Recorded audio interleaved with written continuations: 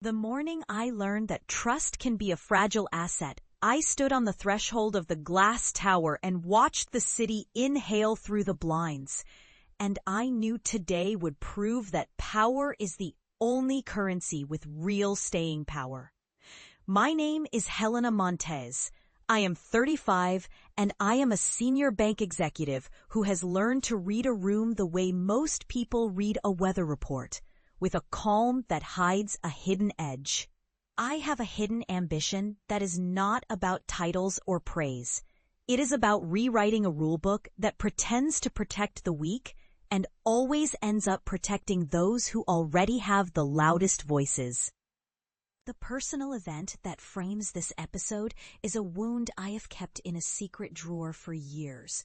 The kind of hurt that slices into your handwriting and makes you sign differently. For me, it was a man I trusted who trusted nothing but his own pleasure. A man who slept with my closest ally.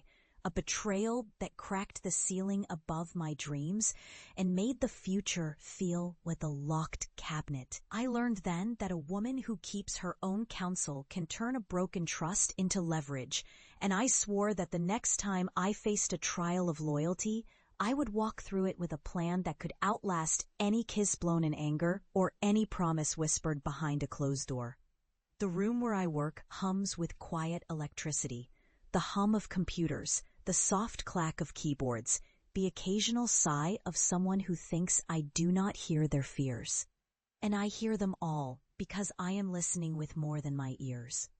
I have learned to read the tremor in a voice, to sense the lie in a smile, to know when a plan is about to reveal itself. And I am patient enough to let the world show me its hand before I lay down mine.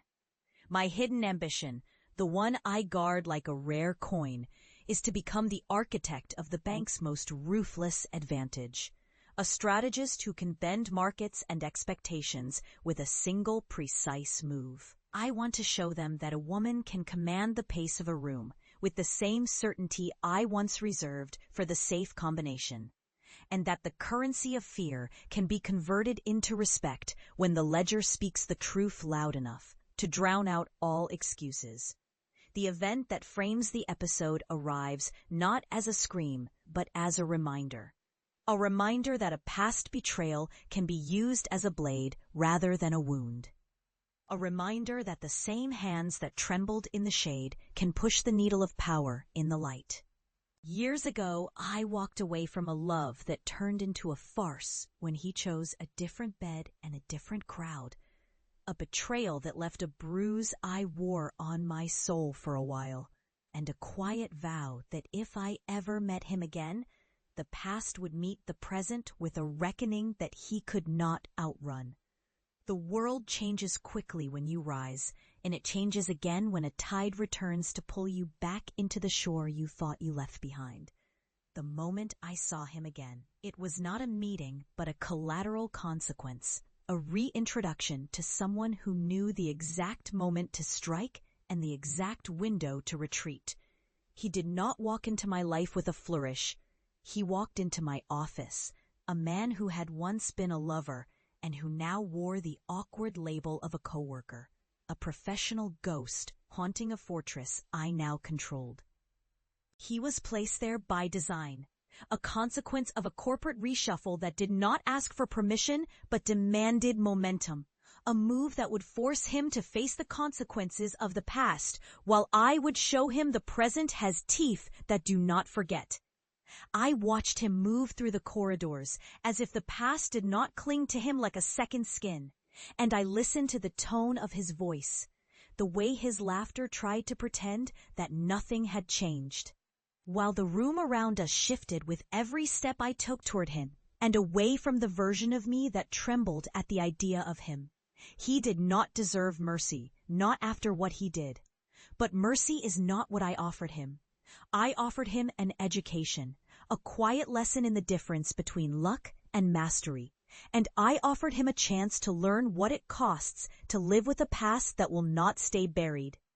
I did not chase him with a shouting match or a dramatic confession. I invited him into the same arena where I had learned to play. I placed him on a board where every move would be visible, and I watched him squirm as I turned the pages of his future into a document that carried both his fate and my own ascension.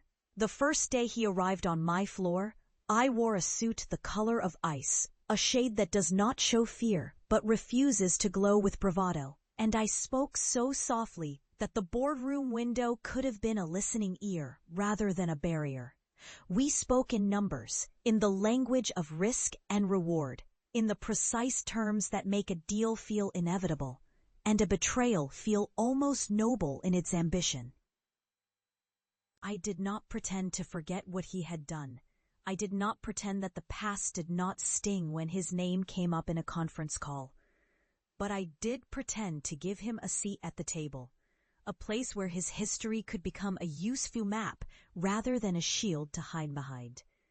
I watched him lean forward when a rival proposed a daring settlement, and I watched his eyes flicker with something like hunger when I placed the final proposal on the screen. A proposal that would require his hands. The truth is, I could have buried him with a single whisper, a rumor that would have followed him to every corner of the bank.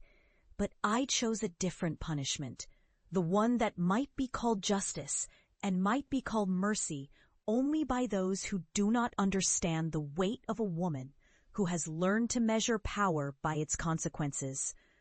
I withdrew him from certain assignments. I reallocated his resources.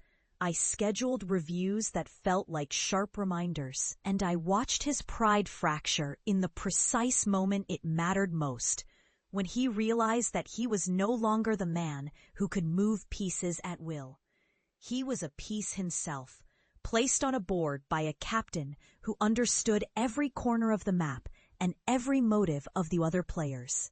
The public moment came when the board approved a major restructuring that would entangle his department with mine in a way that would require him to report directly to me for the foreseeable future.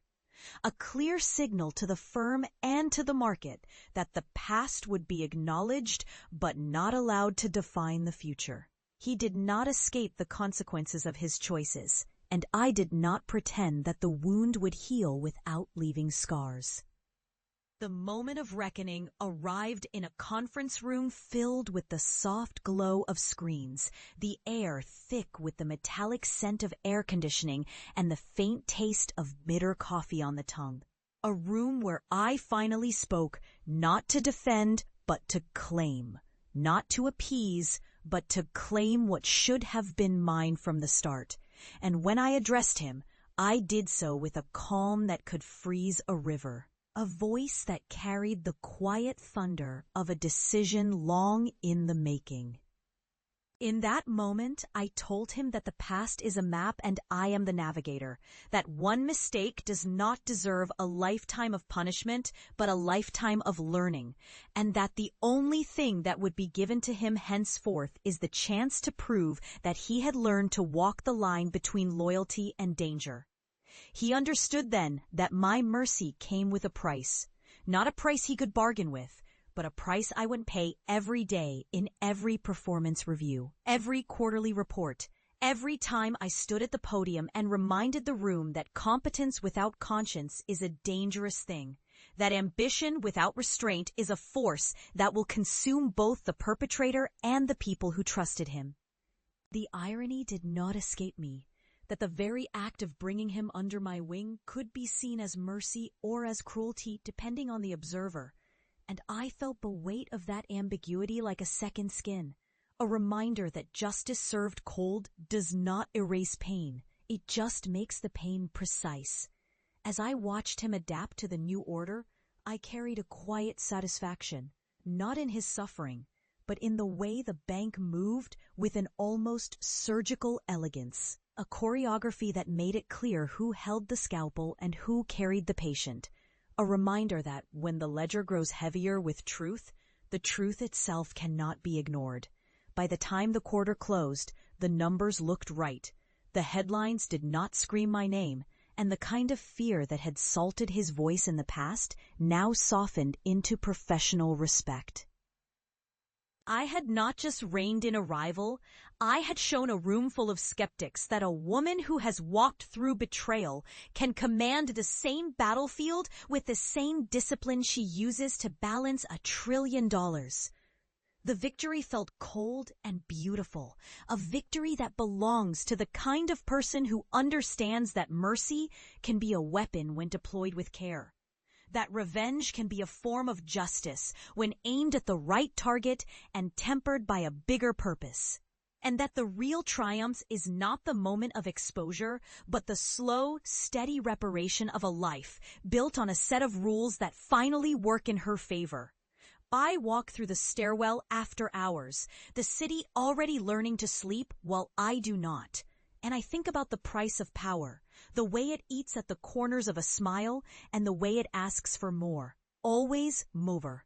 Until you are no longer certain whether you are the author of your choices or the sum of every choice you ever made. Yet I know this much.